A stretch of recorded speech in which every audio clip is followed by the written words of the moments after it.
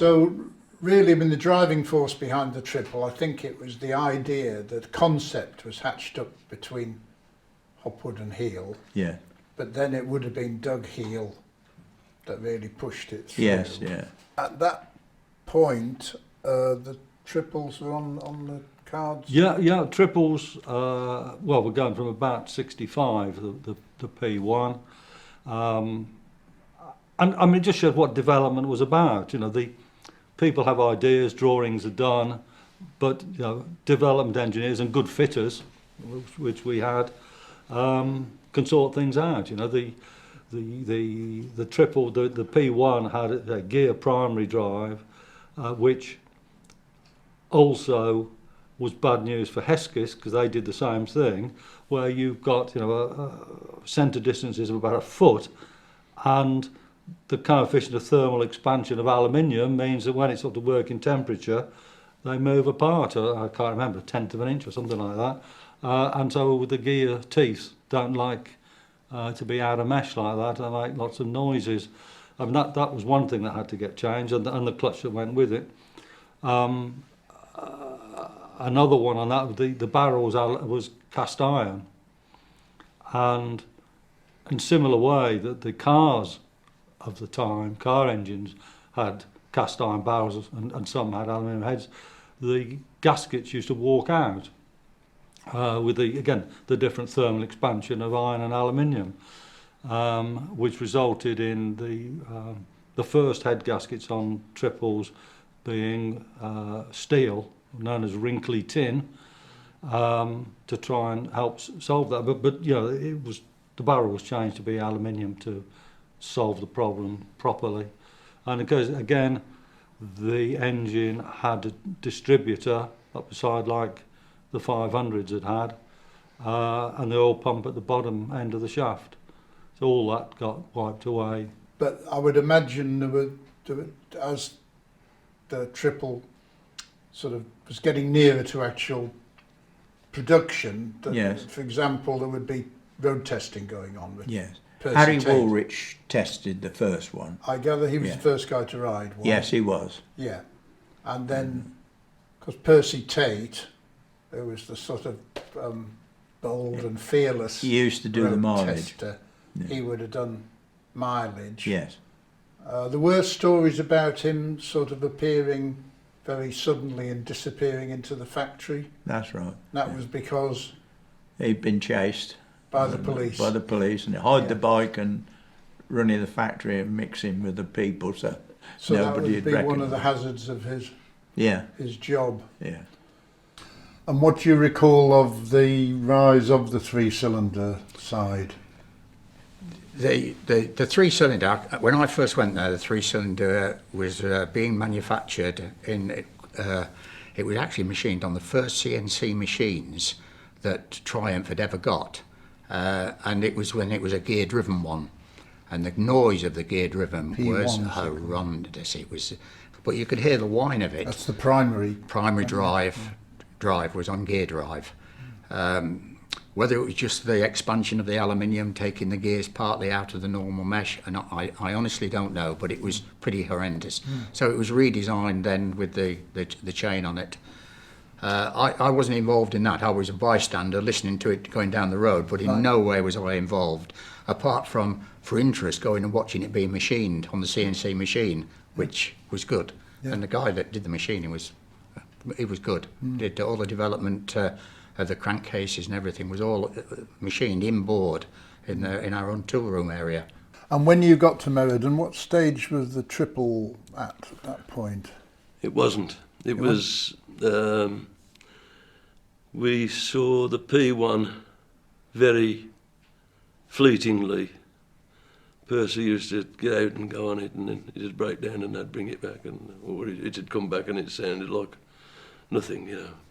The transmission was a gear primary drive, major problem, yeah. But also wear.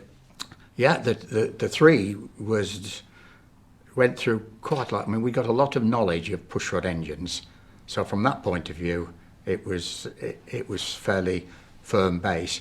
the whole design of it was based around what could be machined in our existing machine shops, which was not why it was not horizontally split or anything. It had to be done and turned in a similar manner to a twin, because that was the only way they had of mass producing crankcases at the time. I can remember some of the developments that went on where there were big decisions on what we did on the actual material used in the liners. Cylinder liners, because the All Allied Tiger 100 had just an ordinary cast iron liner, and the difference in the expansion rate meant that they were always in danger of moving around. And in the end, we settled for, and I think we're probably the only people to have used, pressed in austenitic liners. And that meant that once they were in, because the expansion rate is much more similar to the aluminium. So for an air-cooled engine where you got the horrendous temperature change on them, that was very, very important. And I think that was one of the reasons why the racing triples, when, for example, we first went to Montelari and we did the 24-hour race, the 4-cylinder Japanese bikes were going pretty well to start with. But as we got to beyond the 12 hours, they all started to smoke and things, whereas actually the oil consumption on the Tridents was virtually zero. It was so good at oil control, which was a big advantage in something like that. So it was, I think the austenitic liners were quite an important bit of the development that made it quite successful, actually. Then lunchtime on the first day, this blooming awful noise turned up outside and the doors opened and in rode Percy on the P1. That being a triple prototype, yes, original one. Yeah. Exactly, and the noise of that transmission was unbelievable. It really was awful. Not wondering what was going on, because compared with the twins, it was really noisy. But obviously I realised then what was going on. It's a prototype bike. At the time, the P2 was starting to get in production, well, starting to be built in the workshop.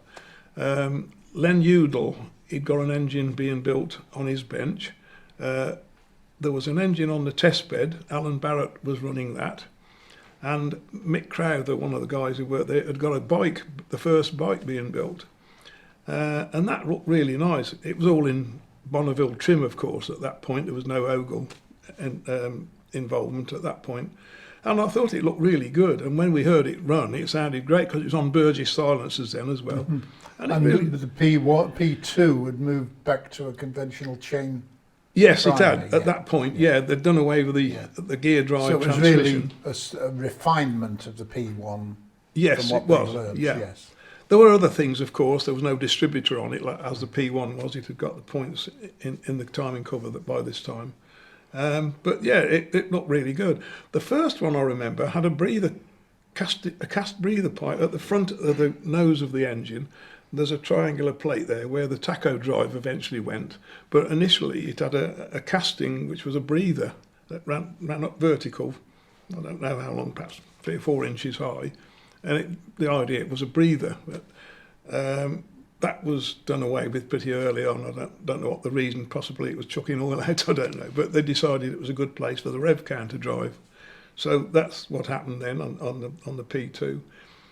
I remember spending some time with Alan Barrett in the test house, watching because I was interested to see what was going on. You know, I've not seen a test bed much before. And Alan was a fabulous bloke. He really was a nice chap. And he'd explain all different things. And yeah, not realising eventually I would be spending hours in these test houses, as we all did. Yeah, it was a great time. And they were a good bunch of guys. He got on pretty well with everyone there. Because there was an issue that gets talked of occasionally, about early primary drive problems, primary chain failures, which was something to do with production. Yeah, I mean that was interesting, because I'm sure there was a lot of official factory stuff put out and tools made, and I'm sure that some people are no doubt still using those, when of course it's all wrong. I mean, we worked hard on lining things up. Obviously, the wider the triplex chain, each plate is thinner than on a single chain or whatever, and so it was must be alignment problems, and a lot of time and effort was spent trying to sort out the alignment, and a year down the line, it was proven that the BSA who were cutting the rear sprocket teeth, that they were stepped. In other words, if you look vertically downwards on the sprocket and you put two silver steel bars, one across the teeth at the top and one at the bottom, and you look downwards, they must be parallel. But in fact they weren't. They were angled, so the teeth were stepped or staggered slightly, and that's what was doing the changing. And then we'd have items, because we were making 1,000 bikes a week, a lot of people eager to get their products on our bikes, and like gaskets and tyres and things, and they would come in for us to assess. So we had to, one, look at it and say that's a waste of time, throw it in the bin, or two, we could do what sort of testing should we do on this? It could be put it on my going home bike and I'll see what it does. It could be it's got to go on a test bed for a quick run or an endurance test. It could be it's got to go on a bike that one of the testers is riding, do 200 miles for a few days, see what that does. It could be it's got to go to Myra, and which was one of our sort of second home. We used to go over there, and Myra proving grounds. Yeah.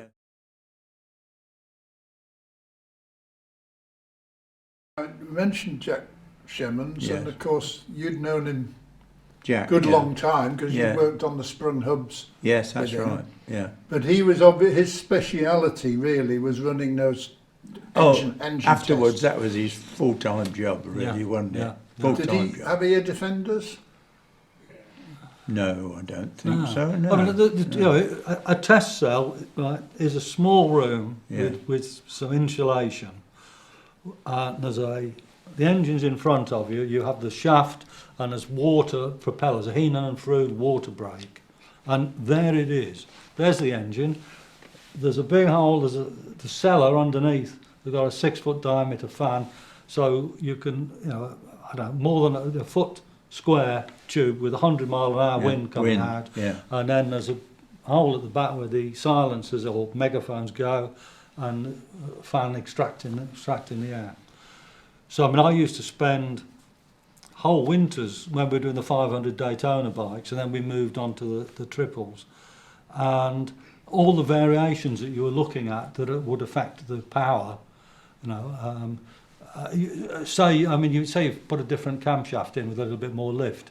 You'd want to check the jetting. You want to look at the inlet length, and you might do a ignition requirement curve or exhaust pipe length and diameters. All these things, and then we used to say the arse has fallen out, the bloody air pressure, and of course, if the air pressure really came down, the only way to put it right is to have smaller jets, but you're chasing your tail. You really got to go and have a walk round till the air pressure comes So back. basically you're collecting masses of data really. Yeah. Oh, sure. And of course, Jack's there. I mean, what he was so good at, because especially with the 500s, they were very fragile.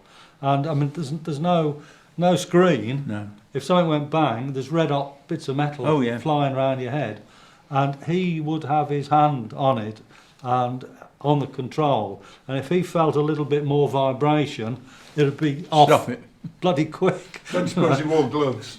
No. The funny part of the story is that when that was on full noise, really going well, the next house to the experimental, the chap there works nights at the Standard, and he didn't like it very much when he got them on full noise, and he used to come out and give you a mouthful. And but that was quite funny. But in the end, they did put extra mufflers in to quieten it a lot. Yeah. But at first, it was straight out into the atmosphere. Yeah.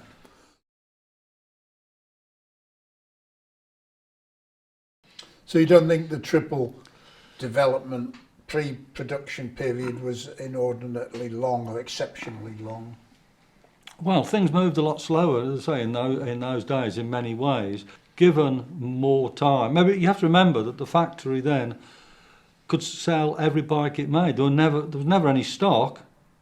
When you put a frame on the track, it had a brown label tied on it saying who it belonged to. So Triumph was the best paid factory in Coventry, which is the best paid town in England.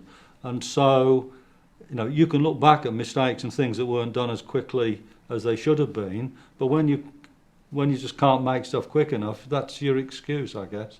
But certainly, with more fitters and more time, more people, things could have been pressed on. How soon after the Rocket 3s appeared would you be doing rectification with that, the triples? When the first 3s were built on the track, I was on the end of the line preparing them for the tester.